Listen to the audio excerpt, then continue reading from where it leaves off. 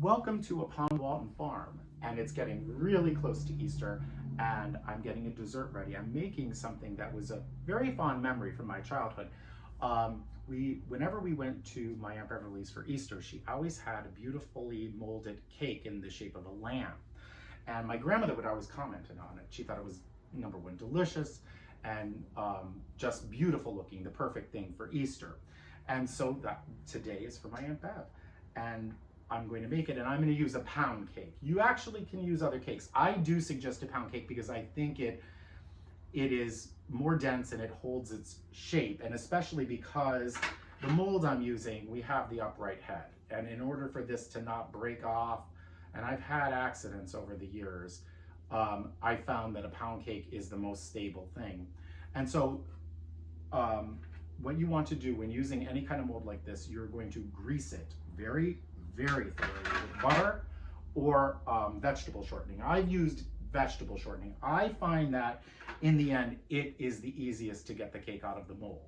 And then you want to take a little bit of flour. I would say probably not quite a tablespoon, but you want to sprinkle flour on both sides of each greased mold and then shake it thoroughly. A good idea to do, I've already done it. A good idea is to take a plastic bag or a brown shopping bag, really wrap it up nice and tight and shake it inside that so you don't get flour all over your kitchen.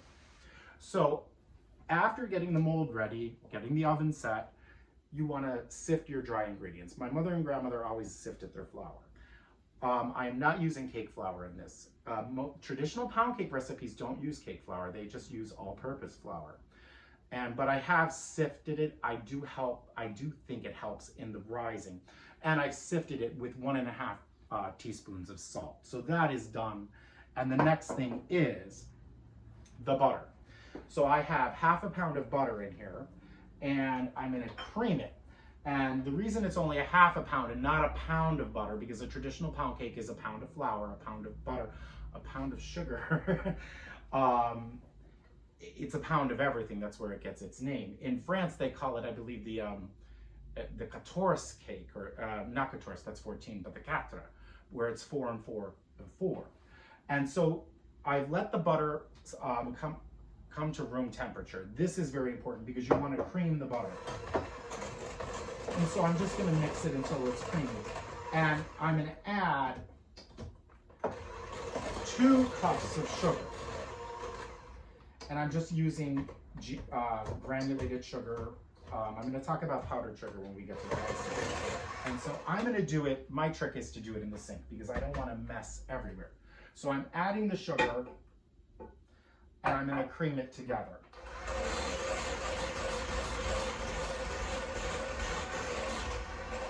Once that is done, I add my egg yolks. I've already broken them just so I didn't have the mess in front of you at the time. I have 4 whole eggs. And I'm going to put them in, I'm going to drop them in gradually. And I'm going to cream them with the butter and the sugar. And just keep mixing.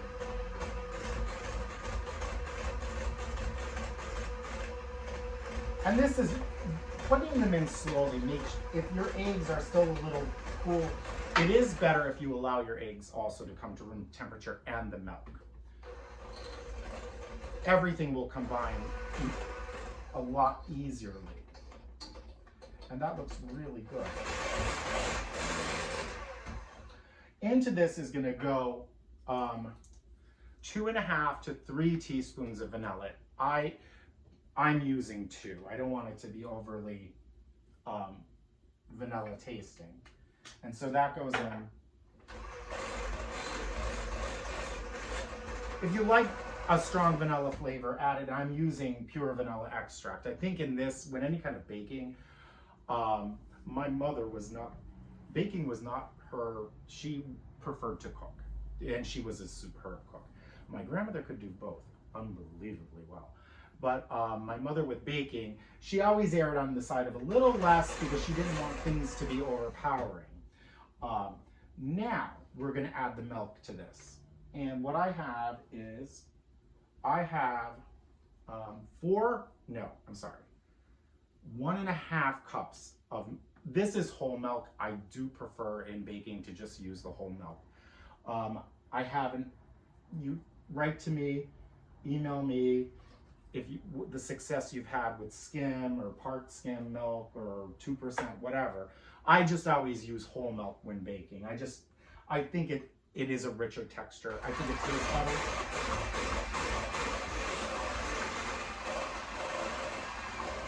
And now what we're gonna gradually do is we're gonna mix in the flour, okay? This is where if you have you wanna add it gradually. If you have a standing countertop mixer like a KitchenAid, I actually do, and I never use it because I don't like cleaning it. It's great for something like this. And so this is to help prevent lumps by adding it gradually.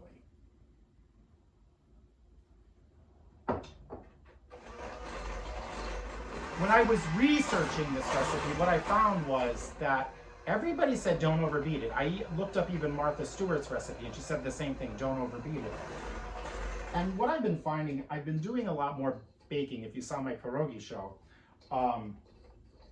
you know, everything I've read about that, well, that actually, no recipe actually ever said this. It was from my grandmother. It said, watch the amount of flour, even when you're rolling it, the least amount of flour so that your dough is light.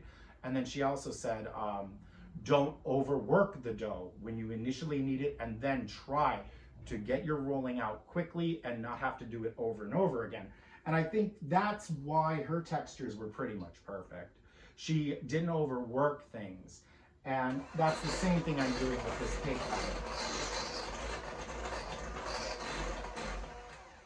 batter. And so I'm going to add the rest of the flour.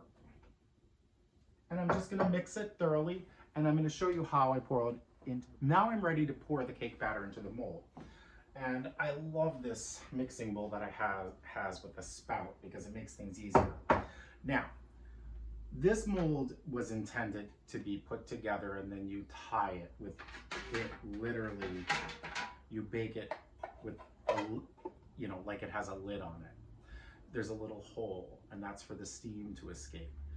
I had an older mold and unfortunately I somehow lost track of it. And so what I've done to make this work is I just buttered a piece of parchment paper and I put it over the hole because I had more success with baking this apart and then I put it together. And it also, I think it's lovely because when you slice it, you get a little layer of icing in between each slice, which I think is really, really nice. So you're just gonna fill each mold relatively pretty much up to the top.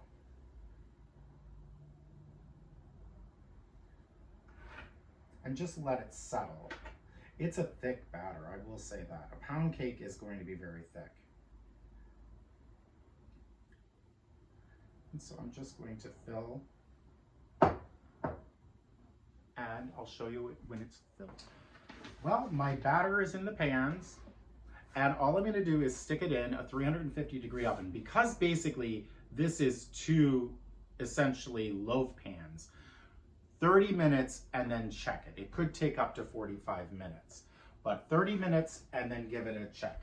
If you find that it's browning too quickly, just cover it with a sheet of tin foil.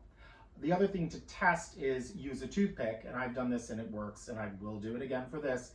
Stick a toothpick in. If it comes out clean, your cake is done.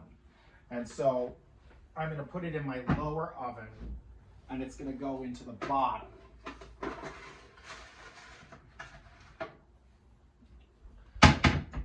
And while that's baking, I'm going to show you how to make the frosting.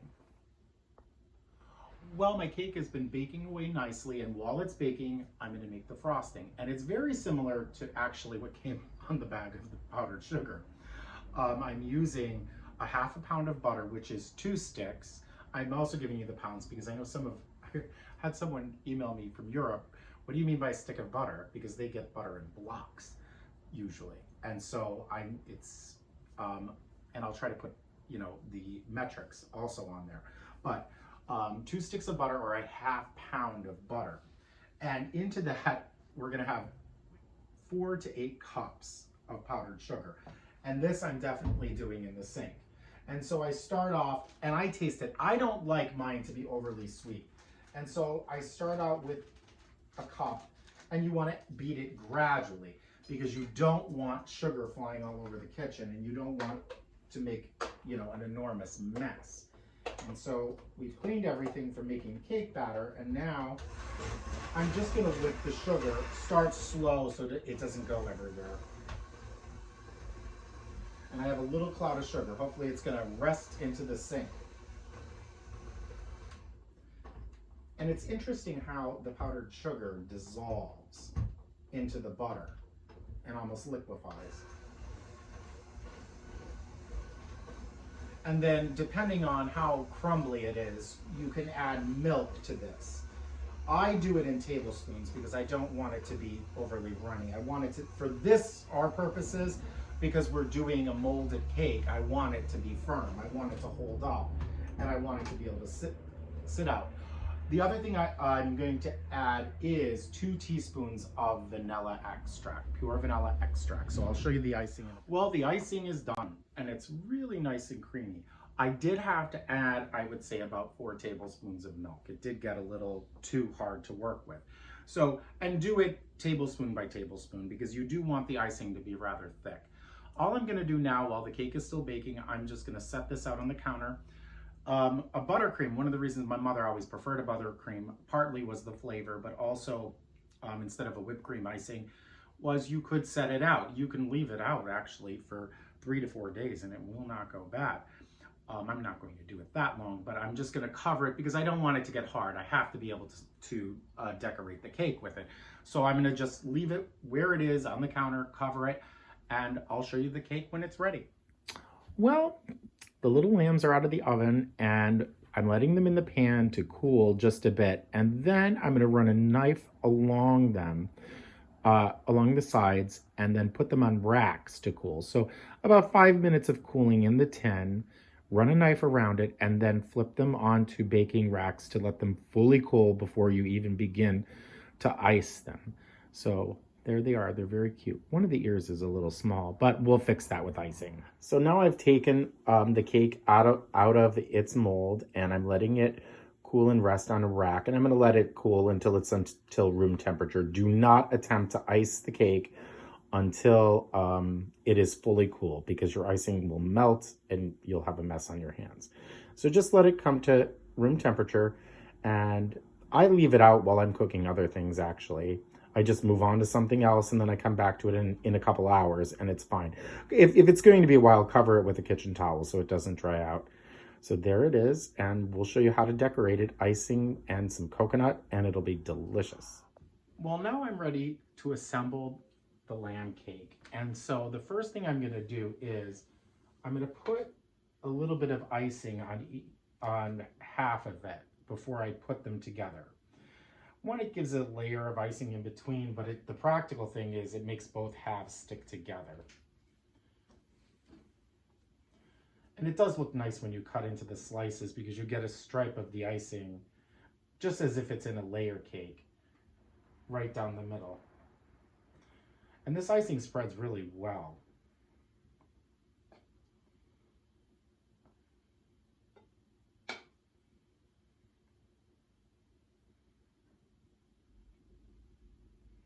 And here, if the cake is slightly uneven, the way it baked, sometimes what I have to do is I have to cut a thin layer off to make it absolutely even.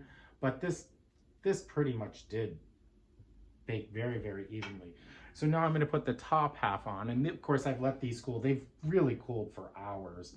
I was able to go out and do a lot of errands. And before I turn it over, I am going to put, you'll see that, you know, there's a little bit of a crevice in between the two, it's just like a sandwich. And I fill that with frosting as well. I always wondered if it's frosting or icing. I guess if it's something fluffy, it's frosting. I guess icing is more like a glaze, but I'm sure somebody will let me know out there. And then I'll show you how I turn it over. And I put a thin layer of icing on the bottom so that it sticks to the platter. And this is I'm doing this all on the platter I'm going to serve it on. And I think that looks just about ready. And there it is. And so I'm going to make sure, I'm going to press it together a little bit firmly, but I think it's fine. And I want to make sure it's centered. That looks good. And then I begin with the top. And I put, what I've found in icing a cake over the years is start with quite a lot so that it spreads for you. And you have somewhere to go with it. And so I'm going to continue, I'm going to finish icing it, and I'll show you what to do with the coconut. Now we're back, and I'm putting the coconut on, and I'm just using sweetened coconut flakes. You can get any kind you want. Organic is available. In my baking aisle, they had both, and so I am using the organic. And it's really easy. And when you put it on, I let it fall, and then I just press lightly with my hand. It's that simple. And it just adheres. It's such a nice, this is a very creamy icing, so it's adhering to it really, really well. And it makes it look really realistic, nice and fluffy, just like a real lamb. And now I have to get the face. And I want to be careful here for that. So I'm going to put it in my palm and just lift it up and press lightly. I always feel like when I make this, it comes out looking like a dog. My mother at one point actually had a little Bichon Frise called Reggie. And he was actually kind of a feisty little dog. And whenever I make this, to me it almost looks like a dog. And I think of him. But it does look like a really cute Easter lamb. And just get it around nicely. And then I have a little trick that I'm going to show you what I'm going to do to get the effect of having some grass. You could use like Easter basket grass around it, but I have another idea, and it's what I'm going to do with the coconut. And as soon as I clean my hands off again, I'm going to show you that, and I'm going to show you how to put some eyes and ears on them. So just be back in a second. Well, now we're back, and I think my lamb cake is looking really good. And I gave her 2 eyes and a nose out of jelly beans, and I put a little ribbon around her. And now what I'm doing is I'm making grass to go along the platter. And so I just take some of the coconut and I put a little bit of food coloring in just to dye it. It is a little bit of an extra step for Easter to make it special. I think little things, little touches like this, I think do matter. It just makes it look festive. And some of the grass has gotten really green. And then some of it, I guess, is just springing up. So I'm just going to put it around the base like that.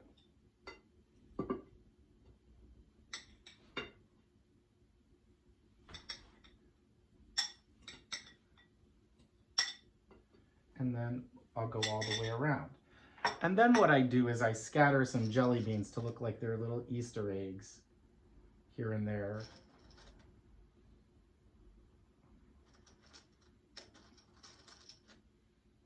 Get a yellow one in, red.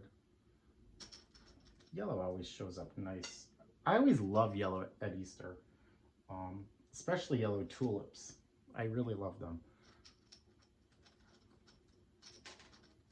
And then I'm going to finish it and present it to you in just a second. Well, now my Easter lamb cake is all done, and I'm so proud of him. And what a perfect thing to put on a buffet for Easter or the center of your Easter table. It's just lovely, it's adorable, and it's delicious. And in this version, everything is edible, even the grass. And the one thing I thought of is, like, you could use artificial, like the straw or hay they put in children's Easter baskets, but it isn't edible, and you really don't want to cut into it and have to be having people pull, you know, either plastic or paper straw out of their dessert. So I think it is worth the extra step to make some green coconut grass. And I think the jelly beans look just like little Easter eggs around the lambs. So happy Easter to everyone. And I hope to see you all soon.